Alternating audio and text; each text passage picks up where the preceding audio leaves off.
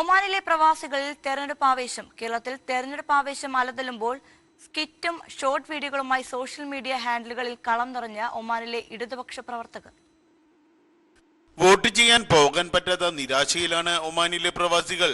എന്നാൽ തന്നെയും കേരളത്തിൽ തിരഞ്ഞെടുപ്പ് ആവേശം കൊട്ടിക്കലാശത്തിലെത്തുമ്പോൾ ആ ആവേശം അതേപോലെ തന്നെ നിലനിർത്തുകയാണ് ഒമാനിലെ ഇടതുപക്ഷ പ്രവർത്തകരും. നിരവധി ഷോർട്ട് വീഡിയോകളാണ് ഇതിന്റെ ഭാഗമായി ഇടതുപക്ഷ പ്രവർത്തകർ സ്വന്തമായി നിർമ്മിച്ച് സോഷ്യൽ മീഡിയ ഹാൻഡിലുകളിൽ പ്രചരണത്തിനായി പുറത്തിറക്കിയിരിക്കുന്നത്. 1200, 1300. എടാ കൊറേ പൈസ ഉണ്ടല്ലോ, എവിടെ കിട്ടിയേ? ഇതെന്റെ അമ്മൂമ്മ വന്നാ എന്റെ പിറന്നാളിന്. ക്ഷേമ പെൻഷൻ 2000 രൂപയാക്കി ഉയർത്തി.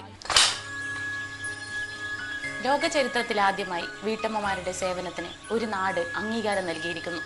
വീട്ടമ്മമാർക്കുള്ള പെൻഷൻ നടപ്പിലാക്കി ഇടതുപക്ഷ സർക്കാർ. ദുരന്തം നടന്ന ഒരു വർഷത്തിനുള്ളിൽ തന്നെ എല്ലാവർക്കും വീട് നിർമ്മിച്ചു നൽകി ഇടതുപക്ഷ സർക്കാർ. വീടില്ലാത്ത 5 ലക്ഷം കുടുംബങ്ങൾക്ക് ലൈഫ് പദ്ധതിയിലൂടെ വീട് വെച്ച് നൽകി ഇടതുപക്ഷ സർക്കാർ. ശുദ്ധവായുവും ശുദ്ധജലവും ഉറപ്പുവരുത്തുന്നതിനായി ഹരിത കേരള പദ്ധതി നടപ്പിലാക്കി ഇടതുപക്ഷ സർക്കാർ. പ്രവാസികൾക്കായി ആരോഗ്യ ഇൻഷുറൻസ് പദ്ധതി നടപ്പിലാക്കി ഇടതുപക്ഷ സർക്കാർ.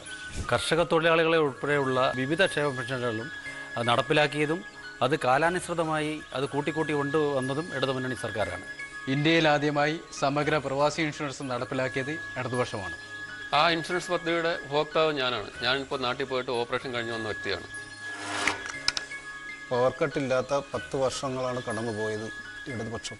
കേരളത്തിലെ ഇടതുപക്ഷത്തിന്റെ 10 വർഷ ഭരണത്തിലെ വികസന പ്രവർത്തനങ്ങളും പ്രവാസികളുടെ കാഴ്ചപ്പാടുകളുമാണ് ഈ വീഡിയോകളിലൂടെ കാണാൻ കഴിയുന്നത്.